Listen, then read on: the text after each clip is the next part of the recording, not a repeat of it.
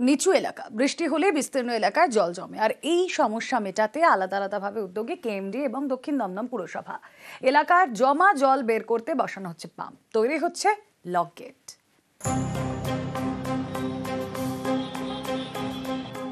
দক্ষিণ দমদম পুরসভা এখানকার জপুর প্রগতিপল্লীর গা ঘেঁষে বয়ে গিয়েছে বাগজোলা খাল। এই দুটি এলাকা নিচু, বৃষ্টি হলেই জল জমে যায়, বর্ষায় দুর্ভোগ চরমে ওঠে, তখন হাঁটু সমান জল।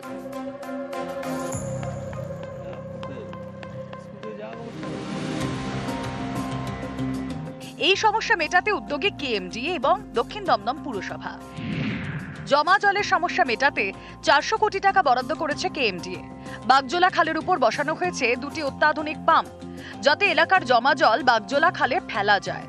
অন্যদিকে 2 কোটি টাকা বরাদ্দ করেছে দক্ষিণ দমদম পুরসভা। এলাকার জমা জল বের করতে বসানো হচ্ছে 4টি পাম্প।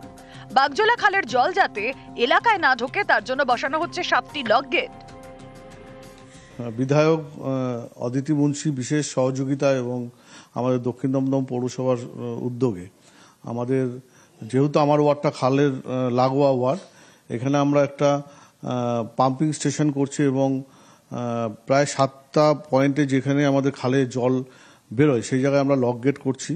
যদি ভারী খাল ওভারফ্লো হয়ে যায় আমরা সেই লক গেটগুলোকে বন্ধ করে 2-3টে পাম্পের মাধ্যমে আমরা সেই জলটাকে খালে ফেলবো। তাতে আমাদের আশা করছি আগামী দিন আমাদের এই জল যন্ত্রণা থেকে আমরা মুক্ত পাবো।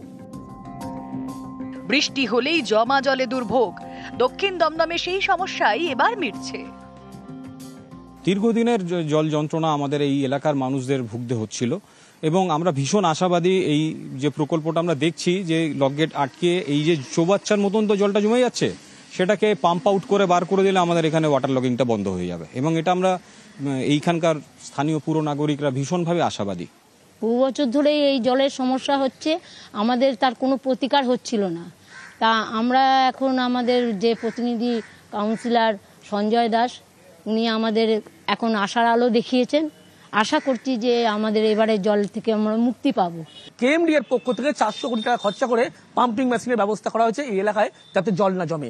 এই জল জমা থেকে মুক্তি পাবে এমনটাই কিন্তু এলাকার মানুষ তারাও আশা করছে। ক্যামেরায় অসিত দাসের সঙ্গে অনুপ চক্রবর্তী, নিউজ 18 বাংলা, কলকাতা।